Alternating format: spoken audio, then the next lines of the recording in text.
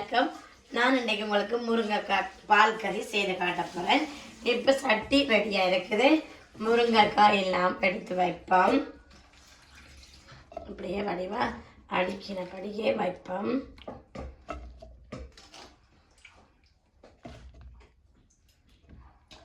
இதோட நாங்கள் உருளைக்கிழங்கு சேர்த்தோம்னா சொன்னால் இன்னும் டேஸ்டாகவும் இருக்கும், நல்ல கிரேவியாகவும் வடிவாகவும் வரும்.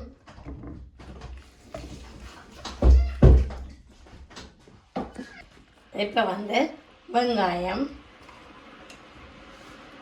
2-3 ரம்பு, மற்றது பச்சை மிளகாய், உள்ளி,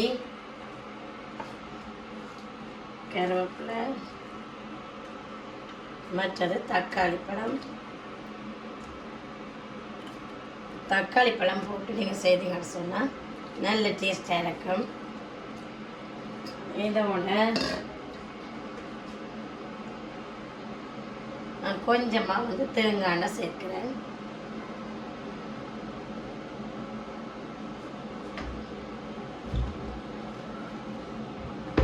அதே மாதிரி தேவையான அளவு உப்பு சேர்க்கலாம். இனி இதில் தண்ணிப்பாலை சேர்த்து அவிய விட போகிறோம். இப்போ தண்ணிப்பால் சேர்த்தாச்சு. இப்போ இதை இனி அவிய விடுவோம். கொஞ்சம் அவிஞ்சு வந்த பிறகு பார்ப்போம். இப்போ பார்த்தீங்கன்னா அவிஞ்சு வந்துட்டு நான் இதோட மஞ்சள் சேர்க்கிறேன். மஞ்சள் சேர்த்துட்டு இதோட முதல் பால் சேர்க்க போகிறோம்.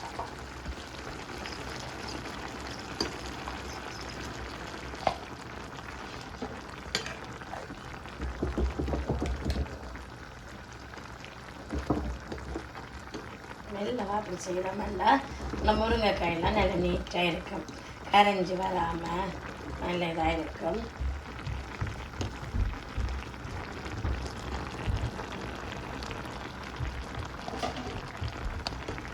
மெல்லவா திருப்பி விட்டால் ஓகே.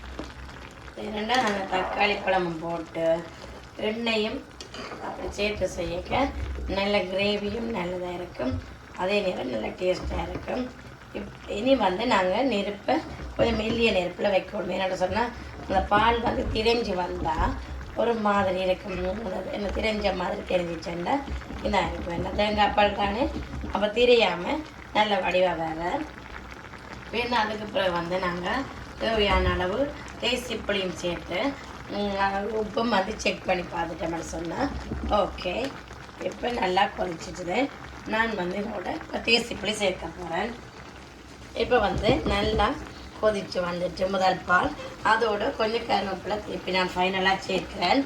அதோட தேசிப்புளியும் நான் புளிஞ்சு எடுத்து வச்சுக்கிறேன். அப்போ தேசிப்புளியும் அதோட சேர்க்கலாம்.